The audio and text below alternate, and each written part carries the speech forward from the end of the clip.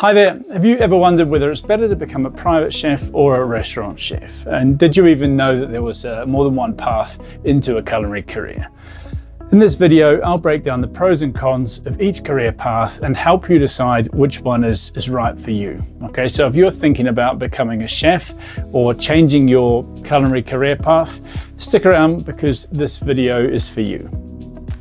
Now let's start with the traditional route, okay, becoming a restaurant chef. Now, many young chefs start here, often inspired by famous chefs or popular TV cooking shows. Typically, this path may or may not involve going to culinary school and working your way up from kitchen prep, line cook, sous chef, and then finally to head chef. Now, the pros are that there's structured learning, you gain a lot of hands-on experience in a fast-paced environment. Team dynamics, you're part of a kitchen brigade, learning teamwork and consistency. A clear career path, okay? There's a clear hierarchy, making it really easy to understand the next steps in your career.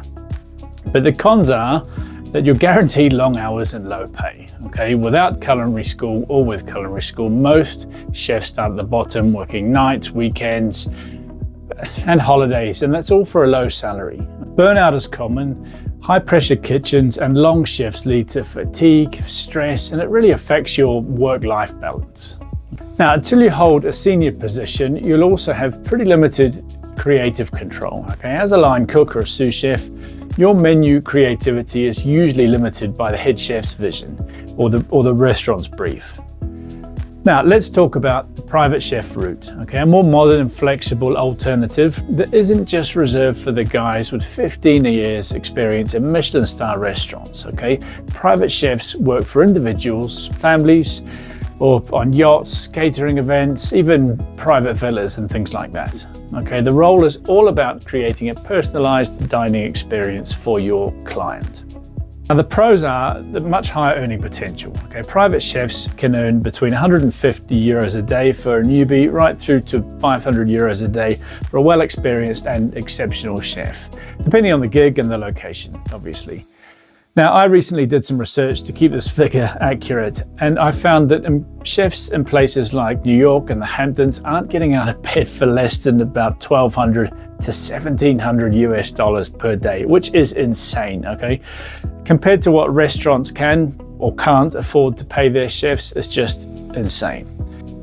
Now, the next big pro is flexibility, okay? You get to choose your clients, set your own schedule, work in diverse environments from luxurious yachts to mountain chalets, festivals, catering gigs, and literally everything in between.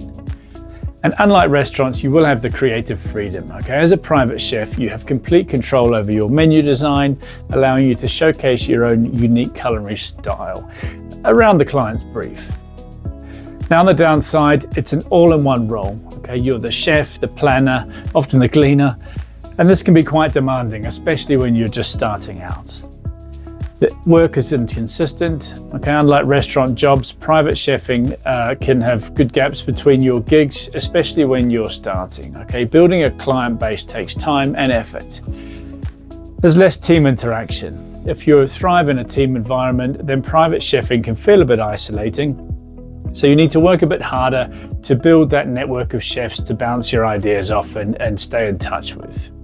Now, the one big question I get all the time is, do I need to go to culinary school to become a chef? And the answer is a firm no from me, okay? For both private and restaurant chefs, real world experience often trumps formal education.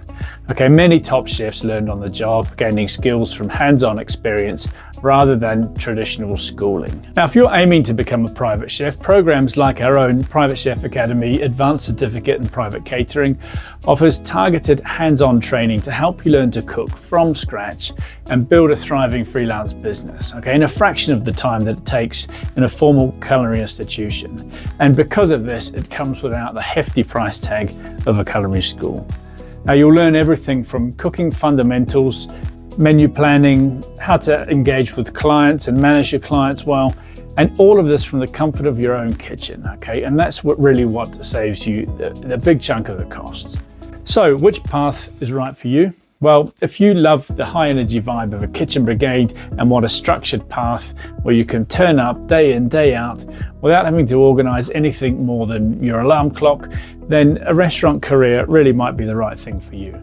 But if you really crave the flexibility, higher earnings and the creative freedom that are required to make chefing a really viable career path with a genuine work-life balance, then private chefing is definitely worth exploring. So if you're thinking about making the switch or starting your culinary journey, let's chat about your options. I love this industry and I'm always able to make time to help people to work out if this path is right for them, okay? You can leave any specific questions in the comments or feel free to get in touch via our website. Thanks for watching. Remember, the best career is the one that aligns with your lifestyle and your passions, okay? So whether you choose the restaurant route or jump straight in, dive into private chefing, the culinary world has endless opportunities, and I hope you find the one that you're looking for. Thanks a lot. See you in the next one.